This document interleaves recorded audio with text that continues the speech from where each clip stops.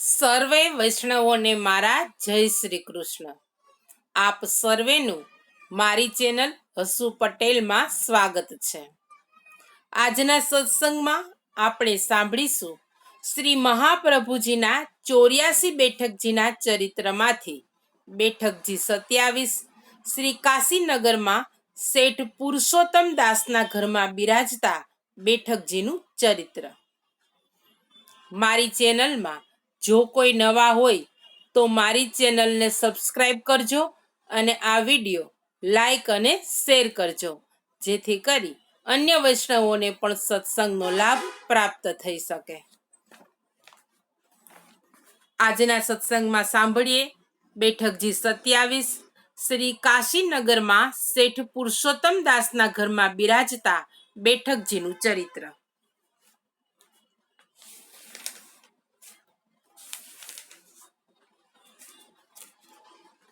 શ્રી મહાપ્રભુજી દરેક પૃથ્વી પરિક્રમા પૂરી કરીને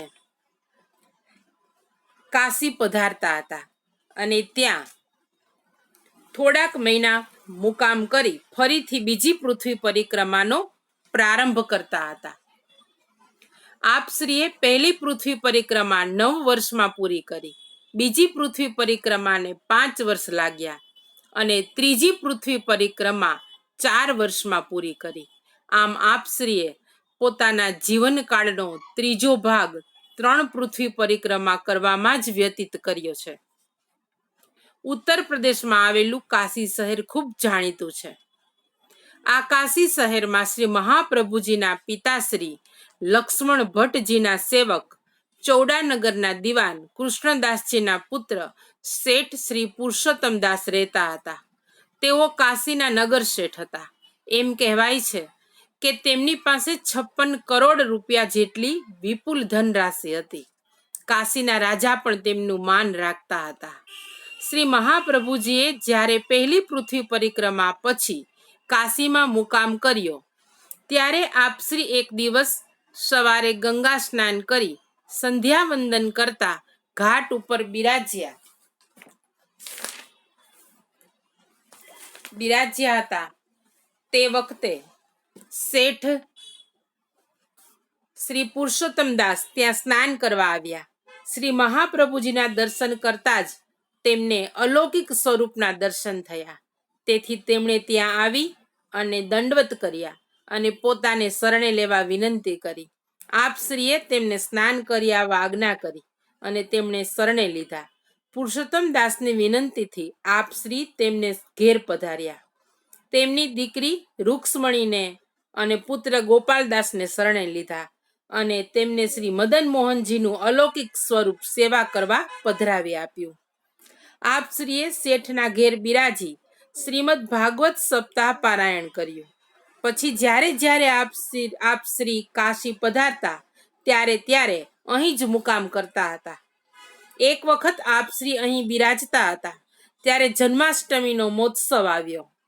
આપશ્રીની ઈચ્છાથી શેઠના ઘરમાં આવેલા કૂવામાંથી શ્રી નંદરાયજી, શ્રી યશોદાજી સમસ્ત લીલા પરિકર સહિત સાક્ષાત પધાર્યા અને સારસ્વત કલ્પના નંદ મહોત્સવ જેવો જ અદ્ભુત નંદ મહોત્સવ મનાવ્યો. તેના દર્શન કરવા વિશ્વેશ્વર મહાદેવજી પણ આવ્યા હતા. આવા નંદ મહોત્સવ પછી શ્રી મહાપ્રભુજીએ ત્યાં પધારેલા સર્વ લીલા સ્વરૂપોને વિનંતી કરી કે કલયુગના જીવો આ રસાત્મક લીલાને હૃદયમાં ટકાવી શકે તેમ નથી, માટે આપ સાક્ષાત પધારવાનો શ્રમ લેશો નહીં. પરંતુ જ્યારે અમે નંદ મહોત્સવ મનાવીશું ત્યારે જે કોઈ આપનો સ્વાંગ ધારણ કરે તેમાં આપ સૂક્ષ્મ સ્વરૂપે અવશ્ય પધારજો. આપ શ્રી અહીં બિરાજતા ત્યારે અનેક માયાવાદી પંડિતો દરરોજ સવારથી શાસ્ત્ર ચર્ચા કરવા આવતા. આખો દિવસ શાસ્ત્ર ચર્ચા ચાલુ રહેતી. તેથી આપ શ્રીને સેવાનો સમય પણ મળતો નહીં.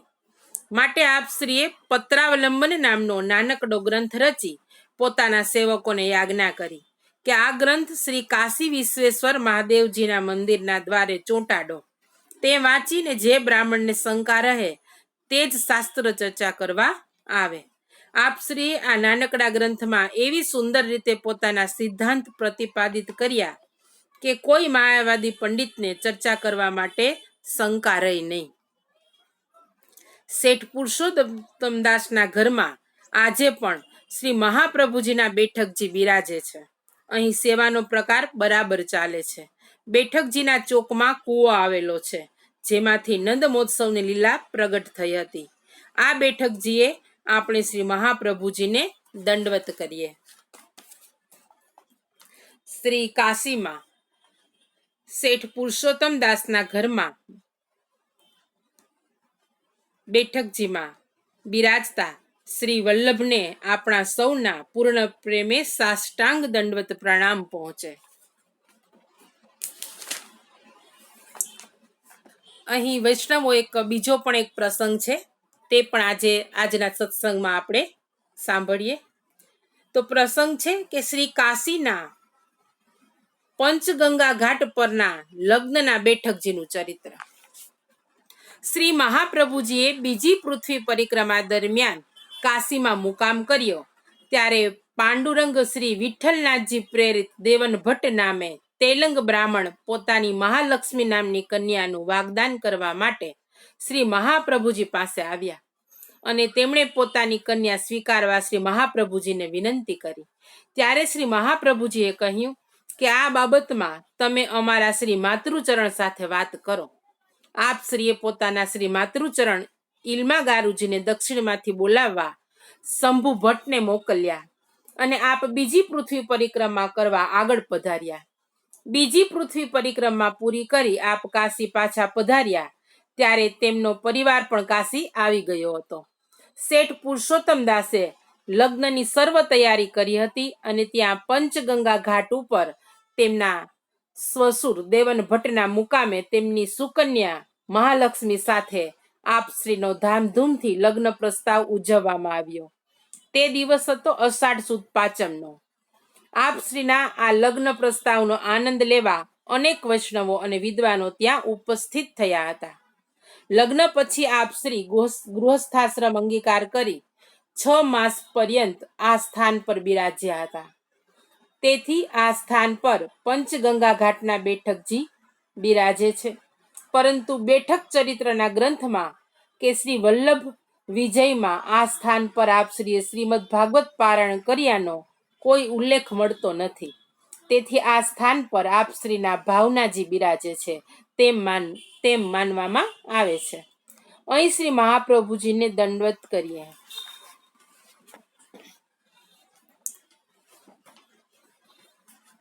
આજના સત્સંગને અહીં વિરામ આપીશું. વલ્લભાધીશ કી જય. સર્વે વૈષ્ણવોને મારા જય શ્રી કૃષ્ણ. શ્રી વલ્લભાધીશ કી જય.